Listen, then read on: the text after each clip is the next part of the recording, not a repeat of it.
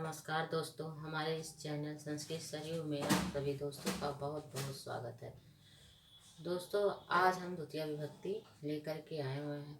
पिछले वीडियो में भी हमने द्वितीय विभक्ति के बारे में बताया था, अकथितम च, कि द्वितीय विभक्ति में अकथितम च क्या होता है। आज हम उसके आगे आपको जो है 2 सूत्र लेकर के आए हैं, द्वितीय विभक्ति के बारे में बताएंगे। वो 2 सूत्र क्या है कि हमारे यहाँ कुछ ऐसे हैं कि जिसके सूत्र ऐसे भी है जिसके योग में आने से भी द्वितीय विभक्ति होती है। जैसे कैसे, अभितः परितः समयाः प्रति योगे अपि। तो इन दोनों के, जैसे अभितः परितः समयाः प्रति प्रति इनों के योग में द्वितीय विभक्ति आता है। जैसे अभितः दोनों ओर या आसपास होता है, परितः का चारों ओर होता है, समया का समीप होता है, हा का सूख होता है, प्रति का ओर होता है। इन शब्दों के योग में द्वितीय विभक्ति होती है। जैसे इन शब्दों के योग में जैसे अभितः आया, परितः आया, समया, निक्सा, हा, प्रति, इनके योग में द्वितीय विभक्ति का प्रयोग होता है। जहाँ ऐसे वर्ड आ जाए वहाँ पे हमारे यहाँ तुरंत द्वितीय विभक्ति का प्रयोग होगा। अब आइए देखते हैं कैसे। जैसे मान लीजिए, आश्रमम अभितः वनम अस्ति। तो आश्रमम में द्वितीय विभक्ति लगा है, अभितः आया हुआ है, इसीलिए आश्रम। तो दोनों ओर, आश्रम के दोनों ओर वन है, तो आश्रम के दोनों ओर। अब इस हिसाब से तो हमारे यहाँ इसमें जो है षष्ठी विभक्ति संबंध कारक होना चाहिए, षष्ठी विभक्ति संबंध कारक। लेकिन इसमें क्या हुआ है, आश्रम के, तो आश्रम में इसे षष्ठी विभक्ति संबंध कारक ना हो करके यहाँ आश्रमम हो गया। आश्रम में द्वितीय विभक्ति हो गई, तो आश्रमम अभितः वनम अस्ति। आश्रम के दोनों ओर या आश्रम के आसपास वन है। जैसे मान लीजिए लिख दिया आपने, आश्रम के आस पास वन है। अब इसमें क्या हो गया, आश्रम में द्वितीय विभक्ति का प्रयोग होगा। और अब ये देखिए दूसरा आया है, विद्यालय अभितः पर्वता सन्ति। अब विद्यालय के मतलब आसपास या दोनों ओर पर्वत है, तो विद्यालय के दोनों आसपास या दोनों ओर पर्वत है, तो इसमें विद्यालय में द्वितीय विभक्ति होगी क्योंकि यहाँ पे अभितः आया हुआ है। इसी तरीके से ग्रामम परितः वृक्षा सन्ति। अब ग्राम परितः, गांव के चारों ओर, जैसे गांव है, गांव के चारों ओर वृक्षा सन्ति। अब भाई वृक्ष है तो एक वृक्ष तो है नहीं, इसमें बहुवचन आया हुआ है, तो वृक्षा सन्ति। तो ग्रामम, गांव के जो है चारों तरफ वृक्ष है,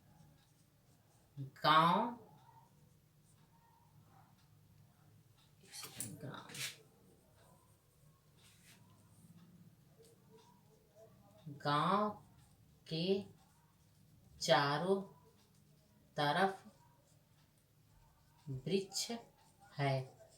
अब आइए देखिए, जैसे इसके आगे देखिए, अयोध्या समया नदी प्रवहति। अयोध्या के समीप नदी बहती है। अब अयोध्या है, अयोध्या के समीप क्या है, सरयू है, तो अयोध्या के समीप सरयू नदी है, तो अयोध्या के समीप नदी बहती है। तो यहाँ अयोध्या में आपका द्वितीय विभक्ति का प्रयोग हुआ है, नदी प्रवहति। अयोध्या के समीप, समया मतलब समीप, अभितः परितः समया समीप होता है। अयोध्या के समीप नदी बहती है, तो अयोध्या के समीप नदी बहती है। अयोध्या के समीप नदी बहती है। अब आइए देखिए, लंका निक्सा हस्यन्ति। अब लंका निक्सा, अब इसमें देखिए समीप। अब लंका निक्सा मतलब क्या हो गया, निकट। लंका के निकट मरेगा, क्या होगा, लंका निक्सा हन्यन्ति। लंका के निकट मरेगा। लंका के निकट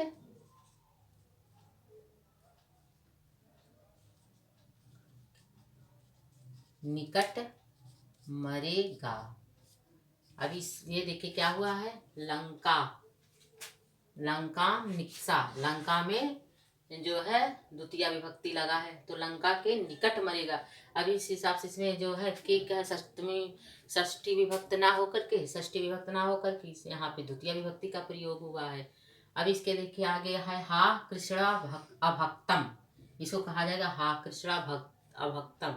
अब हा के योग में क्या हुआ है, हा के योग में हुआ है शोक, शोक, तो शोक में मतलब हा कृष्ण अभक्तम, वह कृष्ण का अभक्त है, इसके लिए खेद है।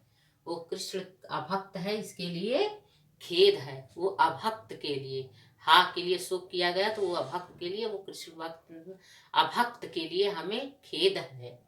यहाँ पे हाम मतलब हा कृष्ण अभक्तम, यहाँ कृष्ण अभक्तम, अभक्तम में द्वितीय विभक्ति का प्रयोग हुआ है। अब यहाँ देखिए कृष्णा भक्तम में द्वितीय विभक्ति का प्रयोग हुआ, यहाँ हाँ का प्रयोग हुआ है तो इसलिए यहाँ पे द्वितीय विभक्ति हुआ। दीनम प्रति दया, दया करो।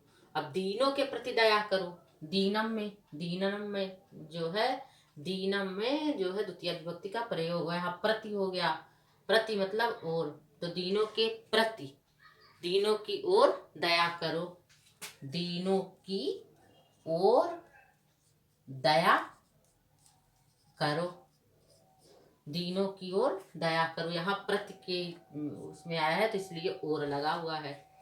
अब इसमें हुआ है, अब यहाँ आया हुआ है सा विद्यालय प्रति गच्छति, वह विद्यालय की ओर जाता है।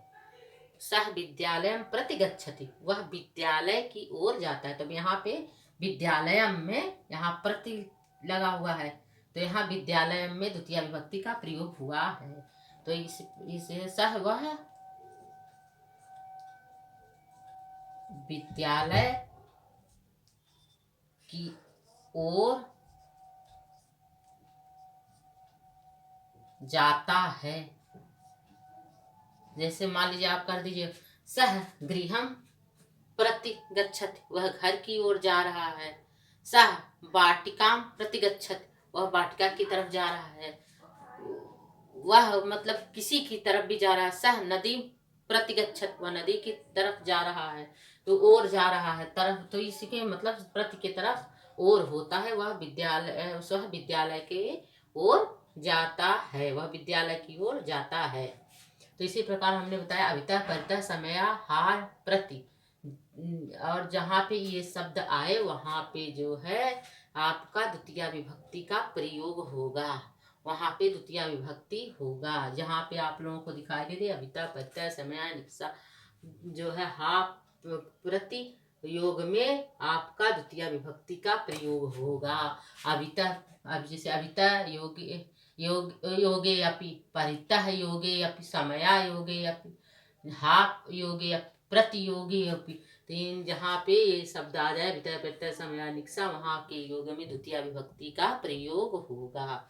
तो आइए इसी तरीके से हम आपको एक और बताते हैं कि उभयताम सर्वतः धिक उपयुपरि अधो अध, और ये पदों के योग में भी द्वितीय होगा। इसी प्रकार से उभयतः सर्वतः धिक उपायुपरि, उपायुर परि अधो अध, एक बार अधो आने पर अधो अध, और इन पदों के योग में भी द्वितीय विभक्ति का प्रयोग होगा। कैसे, जैसे मान लीजिए गृहम उभयताम उद्यानन सन्ति। अब इसका देखिए उभयता का क्या हो गया, उभयता का हो गया दोनों ओर, तो गृहम घर के दोनों ओर, उद्यान मतलब बगीचा है, घर के दोनों ओर बगीचा है तो उद्यान लगा हुआ है। तो एक जो वहाँ पे जो है उद्यानान तो बहुवचन संति, तो घर के दोनों ओर बगीचा है, उद्यान है। फिर इसके उद्यान यहाँ देखिए उभयता है आया है तो उभयता है तो गृहम में द्वितीय विभक्ति का प्रयोग हुआ है, उभयतम में द्वितीय विभक्ति का प्रयोग हुआ है। अब देखिए ग्रामम सर्वतः वृक्षा संति, अब देखिए सर्वतः मतलब होता है चारों ओर।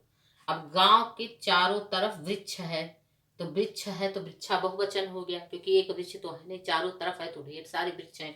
तो ग्रामम सर्वथा वृक्षा संति, गांव के चारों तरफ वृक्ष है। अब आइए देखिए धिक रामा अभक्तम, मतलब धिक शब्द। अब यहाँ देखिए धिक शब्द आया है तो यहाँ भी द्वितीया का प्रयोग हुआ है। धिक धिक राम अभक्तम। अब यहाँ देखिए राम भक्तम में द्वितीया विभक्ति लगा है, धिक्कार है। राम भक्त को धिक्कार है, अभक्त को, राम अभक्त को धिक्कार है। जो राम के अभक्त हैं उनको धिक्कार है। उनके योग में भी धिक्कार, धिक में भी द्वितीय विभक्ति होता है। राम, हम ऐसे भी कह सकते हैं कि राम भक्त अभक्त हैं, जो राम मंदिर को नहीं बनने दे रहे थे, उनके लिए धिक्कार है। जिन्होंने हमारे यहाँ अयोध्या में राम मंदिर को नहीं बनने दिया, उनको धिक्कार है। तो जो है राम के अभक्त को धिक्कार है। ऊपर उपयो परि लोकम हरि। अब यहाँ देखिए लोकम में द्वितीया लगा है, क्योंकि उपयो उपयोर परि, तो उपयुक्त परि में जो है लोकम में द्वितीय विभक्ति है। उपयोग परि लोकम हरि, इस लोक के ठीक ऊपर हरि हैं। तो यहाँ पे उपयुक्त परि इसमें भी जो आने पर यहाँ लोकम में द्वितीय विभक्ति हुआ है। अब यह इस लोक के ठीक ऊपर हरि हैं। अब अब देखिए जैसे दिया दिया है अधो अध्याधि अध्याधि, तो अधो अधि मतलब अध्याधि लोकम हरि, हरि लोक के पास। तो अध्याधि आया हुआ है तो यहाँ भी लोकम में द्वितीय विभक्ति का प्रयोग हुआ है। अध्याधि में तो ई दिया है हरि लोक के पास, तो इसमें भी द्वितीय विभक्ति हुआ है। अब अधो अधः, अधो अधः मतलब होता है अधो अधः, यहाँ पे आया हुआ है इसलिए यहाँ फिर लोकम, अधो अधः लोकम हरि, तो लोकम में द्वितीय विभक्ति लगा हरि। पाताल लोक के ठीक नीचे, तो यहाँ भी द्वितीय विभक्ति का प्रयोग हुआ है लोकम में। यहाँ लोकम में द्वितीय विभक्ति लगा हुआ है अधो अधि। तो इस प्रकार से जहाँ पे उभयतः है, सर्वतः है, धिक, उपायुर परि, अधो अधः पदों के योग में आने पे द्वितीय विभक्ति होगा। जैसे देखिए गृहम उभयता उद्यानान संति, उभयता आया है तो गृहम में द्वितीय विभक्ति लगा हुआ है। सर्वता आया है ग्रामम में द्वितीय विभक्ति लगा है। और राम अभक्तम में धिक आया है तो राम अभक्तम में द्वितीय विभक्ति लगा हुआ है। उपायो परि में जो है देखिए उपायो परि में लोकम लोकम में द्वितीय विभक्ति लगा है। अध्याधि में लोकम में द्वितीय विभक्ति लगा है। अध्यो अध्यम में लोकम में द्वितीय विभक्ति लगा है। इसी प्रकार से हमारे यहाँ जो द्वितीय विभक्ति जहाँ पे आपको ये शब्द अविता परिता समया नित्साहा प्रति के योग अब ये शब्द ये आ जाए, यहाँ पे भी द्वितीय विभक्ति का प्रयोग होगा। और जहाँ पे उभयता सर्वतः अधिक उपायो परि अधो अधः इन पदों के योग में भी द्वितीय विभक्ति का प्रयोग होता है। तो इस प्रकार हमने आपको ये दो सूत्र समझाने की कोशिश की। दोस्तों हमारा ये वीडियो अगर आपको पसंद आया हो तो प्लीज़ लाइक, कमेंट और सब्सक्राइब करिएगा। नमस्कार दोस्तों।